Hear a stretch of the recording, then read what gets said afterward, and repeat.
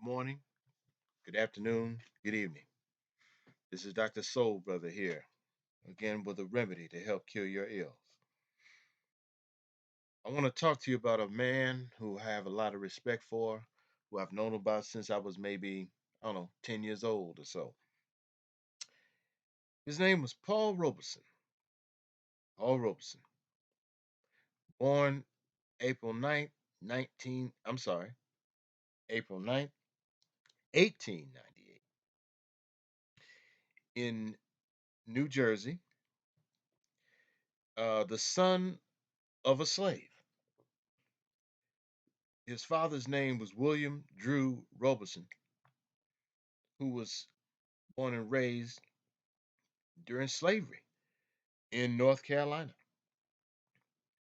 He later, um, his father, that is William Drew Robeson, goes off to Lincoln University, and that's where he meets um, Paul Robeson's mother, who was of mixed race heritage. And but they meet at Lincoln. Well, I say Lincoln University. In those days, it was Lincoln College. And later on, became Lincoln University. Um, it's important to note that um, Paul Robeson spoke about his father being in the tradition of great African orators. So we are we are African descended people, and a lot of what we have is what would be termed as what do you call it? African retention. Okay, and so what ends up happening is that there are things that we say, things that we do that can be traced back to Africa. That's a whole nother show. That's a whole nother conversation. So I'm gonna resist the urge to go down that rabbit hole. But I was just uh, citing that to say that his father was in the tradition of great orators. So once you understand that, you begin to understand where Paul Robeson got it from. And um, uh, Paul Robeson's father, William Drew Robeson, became a minister. And as a minister, he was a race man. Let me say that again. As a minister, he was a race man. Um, so growing up in New Jersey, um, unfortunately, Paul Robeson's mother died tragically in a fire, and he was a young boy when this happened. So it was just he and his father and his other siblings. And so um, Paul Robeson had the opportunity to he did well academically, and he got into Rutgers University. Now, mind you, you figure Paul Robeson is born in 1898, so you figure he gets into Rutgers 1915, 1916, somewhere thereabout. So he wasn't all that received when he was there. As a matter of fact, he went out for the football team and got jacked up by some white boys to the point where he rose up, and he's a big guy, and he was about to literally body slam this white dude for disrespecting him. He literally picked him up, was about to slam him, about to break his back, literally. But um, he made the team. He made it clear that if they ever touch me, if they ever touch this Negro, you know, that'd be the last one. I'm paraphrasing that part, but that'd be the last one that they do that with. Well, um, the father moved to Westfield, New Jersey, to be a pastor of the Donor Street St. Luke African Methodist Episcopal Zion Church from 1907 to 1910. As I said, he was a minister as well as a race man. And I stress that because too often, the narrative has been and continues to be that you are a jackleg preacher and you don't have no racial pride and no racial consciousness. And that's not always true. In fact, historically, that has um, been fundamentally false. Yeah, you have those who um, fit that profile. Absolutely. But you cannot make a blanket statement like that. But let me move on. Um, the thing is this: Paul Robeson goes to Rutgers University and later goes to Columbia um, Law School. Again, this is at a time when black folk um, who were pursuing undergraduate degrees and postgraduate degrees where it was a small number. It wasn't like it is today. But I should also add that Mr. Paul Robeson was a Phi Beta Kappa. Okay, so for you to be a Phi Beta Kappa, you mean you were doing some things and you did well academically. But in addition to that, Mr. Paul Robeson was a proud member of Alpha Phi Alpha Fraternity Incorporated. That's very near and dear to me. A proud member of Alpha Phi Alpha Fraternity Incorporated. Now, um, here's the thing. While there were no chapters of A Phi A at Rutgers, what did he do? He pledged at Lincoln University. So that means he cross pledged, meaning you're going to one school and you pledge at another school. That's called cross pledging. And that's what Mr. Paul Robeson did. Again, proud member of Alpha Phi Alpha Fraternity Incorporated. In other words, he was a member of the Divine Nine. So as we go along, as I walk you through his journey, not going to be long, but through his journey here, and show you that everything with his record shows that he too was a race man. So how are you going to make a statement that somebody like Mr. Paul Robeson, uh, he was not a race man as a result, or by virtue, should say, by virtue of him being a Divine Nine member, being a member of Alpha Phi Alpha? Got to be kidding me. Let me move on.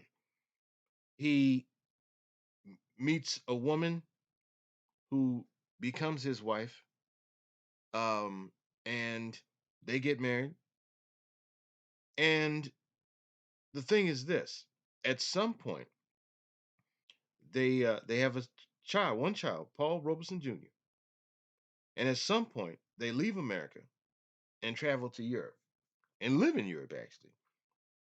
And while in Europe, he spends time in England, spends time in other parts. I believe Russia might have been.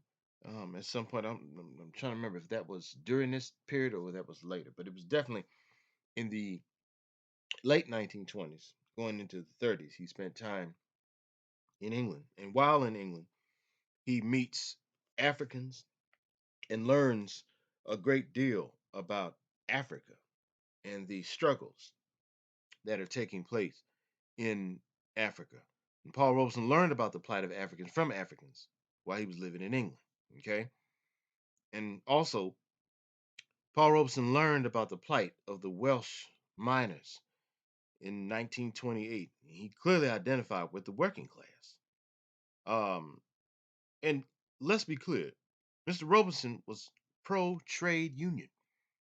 Remember now, ideologically, philosophically, and ideologically, um, Mr. Robeson was a socialist.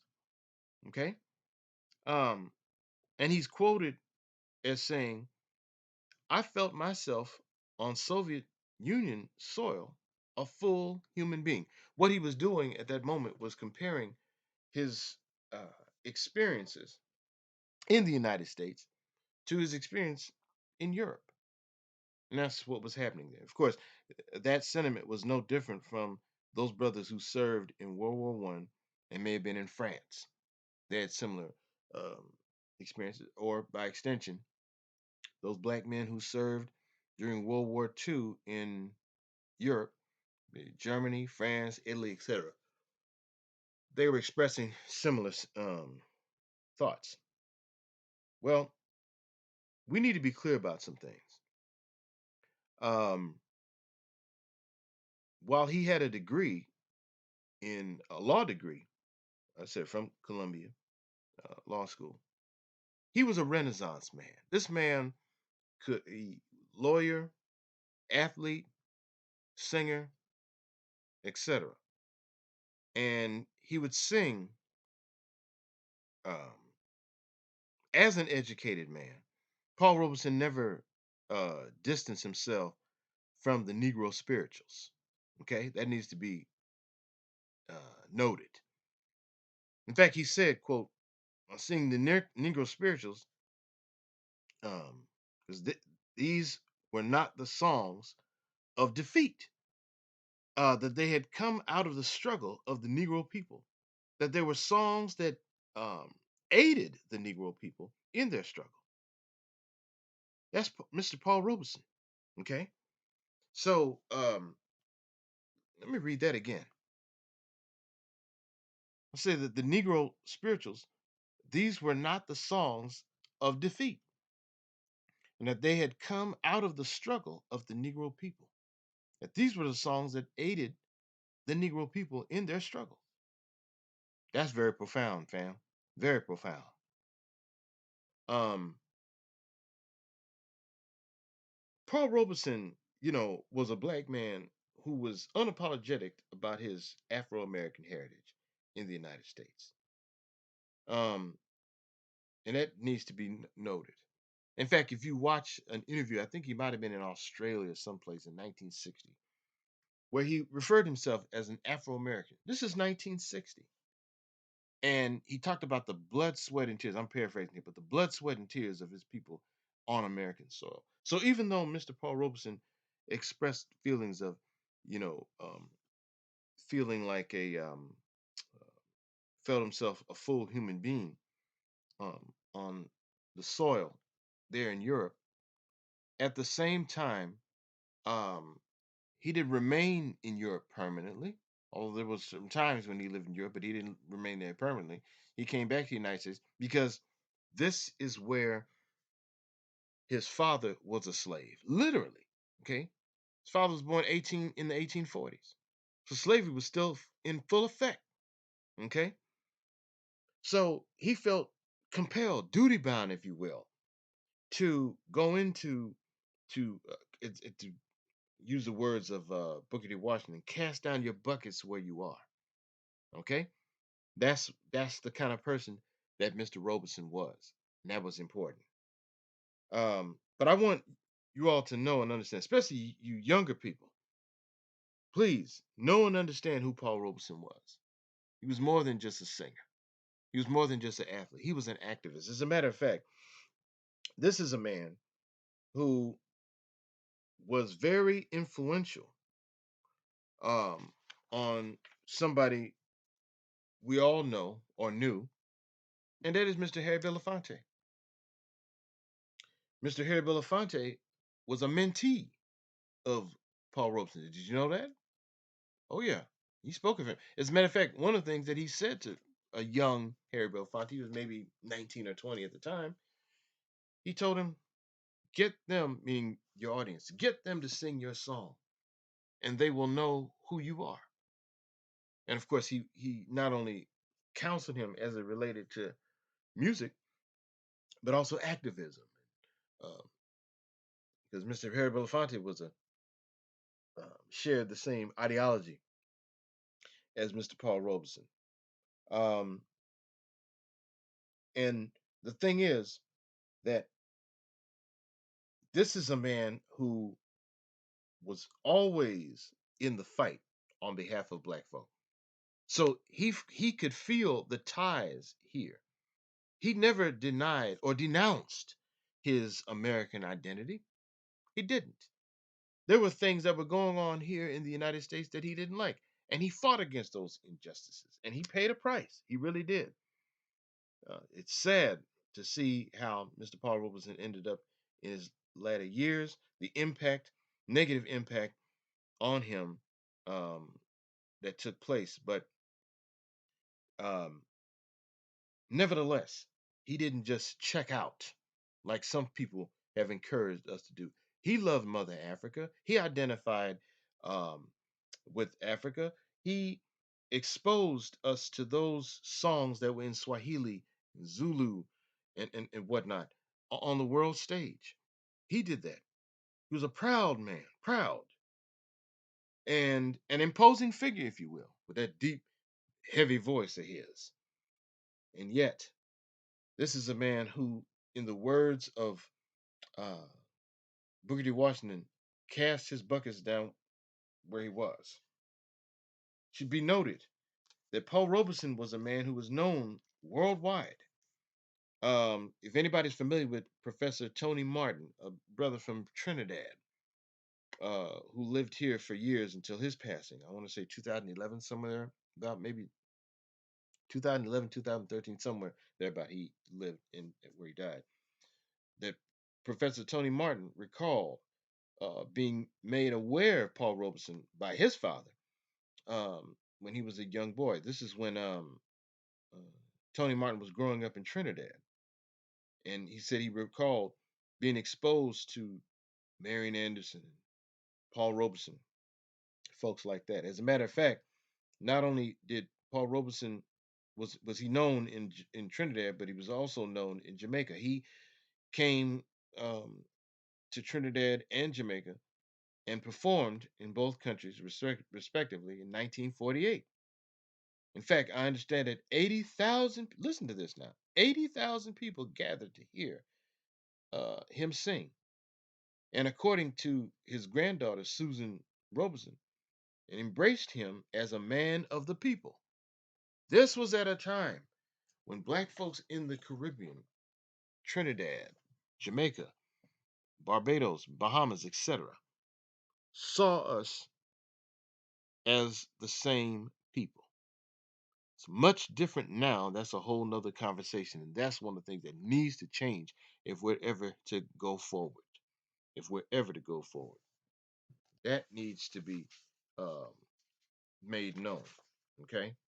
That's important. Um, I'm going to close with this. One of the conversations that Mr. Harry Belafonte had with Mr. Paul Robeson when he went to visit him in Philadelphia, because that's where he was living until his death in Philadelphia.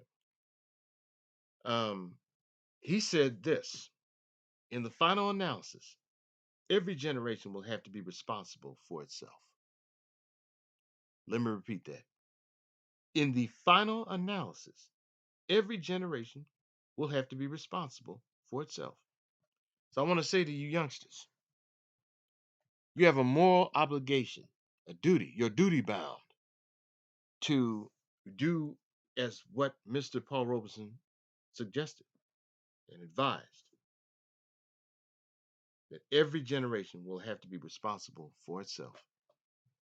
The ball is in your court. But in order to be successful, you need to have proper guidance and guidance from those folk who would be your senior who have wisdom. Just because you are older doesn't necessarily mean that you have wisdom. That may or may not be true. Okay? So that needs to be pointed out. So again, I'm not going to be long here. I just wanted to pay homage to a man who I admire, respect, and I humbly feel more people need to be made aware of who he was and what he represented, and um, the the positions that he took, and how he was a race man. He not only took pride in his race, but took pride in his ethnicity as well as his nationality. And he stressed about being Afro American when he was being interviewed in 1960. You can see it on YouTube. Okay. He was real clear on that. Real clear. So for those who are take issue with, are not comfortable with your ethnicity and nationality by extension, you need to take a page out of this man's book. So that I'm going to end. And until the next time, God bless.